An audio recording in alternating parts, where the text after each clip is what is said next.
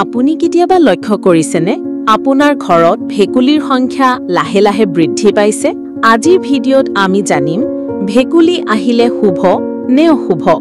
সৰ্বশেষলৈতে চাই থাকিব কাৰণ শেষত মই আপোনাক এটা চমৎকাৰী উপায় জনাম। ভেকুল আহিলে কি হয়? প্ৰেমানন্দ দাস মহাৰাজ কয়, প্ৰকৃতিৰ কোনো প্ৰাণী বিনা কাৰণতে আপোনাৰ ঘৰত নাহে। প্ৰতিটো প্ৰাণী কোনো এটা বাৰ্তা, শক্তি বা সংকেত লৈ আহে। ভেকুলী অহা মানে আপোনাৰ জীৱনলৈ সলনি আহিব লৈছে।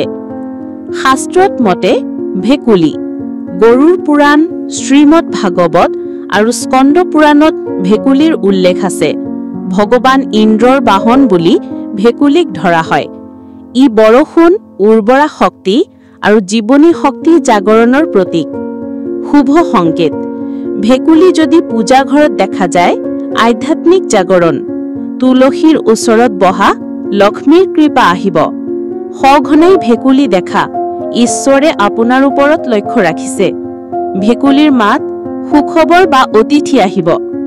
অশুভ সংকেত: যদি ভেকুলী মৰিছে, গন্ধিয়া বা শিলনীয়া ঠাইত দেখা যায়, মানে ঘৰত ঋণাত্মক শক্তি প্ৰৱেশ কৰিছে।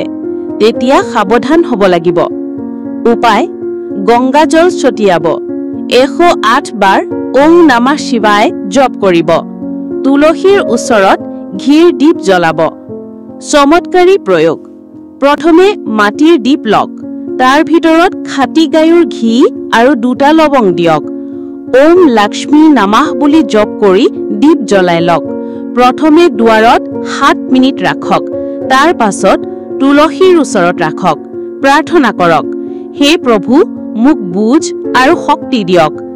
ভেকুলী কেৱল এটা প্ৰাণী নহয়, ই হৈছে বাৰ্তা, আশীৰ্বাদ আৰু সতৰ্কবাণী। ইয়াক বুজক, মান দিয়ক আৰু ঈশ্বৰলৈ ভক্তিৰে আগবাঢ়ক।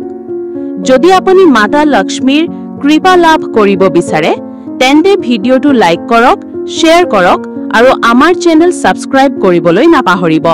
জয় লক্ষ্মী মায়া।